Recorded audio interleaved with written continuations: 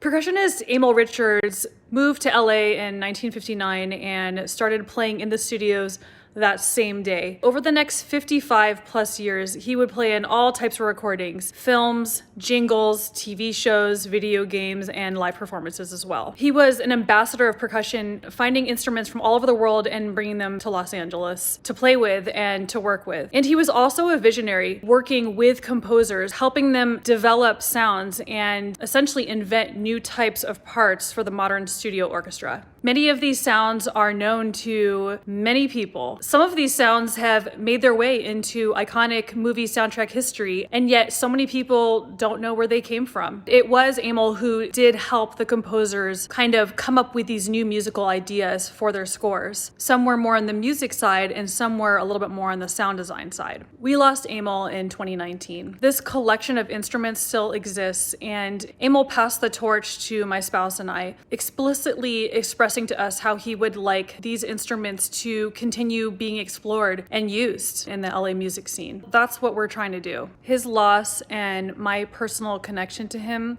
inspire me to dig deeper. I wanted to hear it from the source. I wanted to talk to some of the composers who he worked with. I asked them this question: what was Emil Richards' influence in film music? I know that you worked with Emil a lot. You were one of the composers who worked with him towards the second half of his life here on Earth and his studio career. In your opinion, what do you think Emil's influence was on film music? You can't measure it.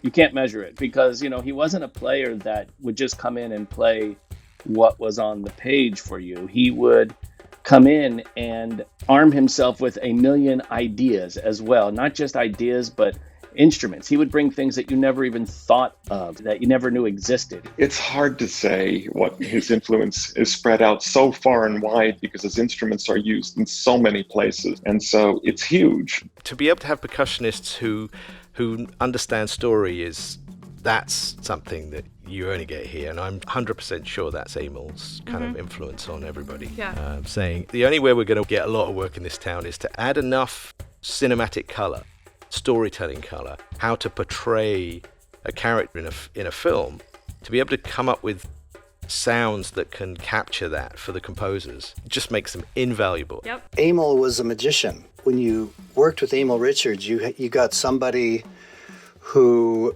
wasn't just a percussionist playing, all the traditional instruments, which of course he was a complete master at. He could play anything. But beyond being a wizard on any kind of traditional percussion instrument, he was one of the most creative people you could ever imagine in a studio environment. He would always have 10 alternatives to whatever the composer thought that he wanted. And the reason so many of the scores that he participated in are so memorable are because of the sort of the sonic palettes that he brought to them.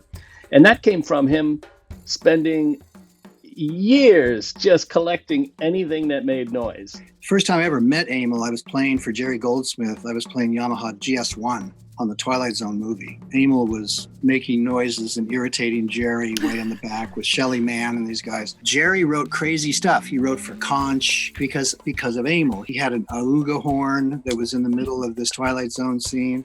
He really looked to Emil because he knew if he wrote something crazy, Emil would have it. He left the public with these sounds that they recognize, I'm sure, but they don't know where they came from. Even when we record now, I feel like he's a part of it. He still influences how I write, for sure. Everything that he taught me, everything, it still influences everything I do. He was just a wonderful teacher and just made you keep wanting to explore more areas of what you were doing, especially in terms of percussion. Whether it's with his gear or without his gear or gear that's similar or whatever else like that, it's part of a tradition that really he created for Hollywood.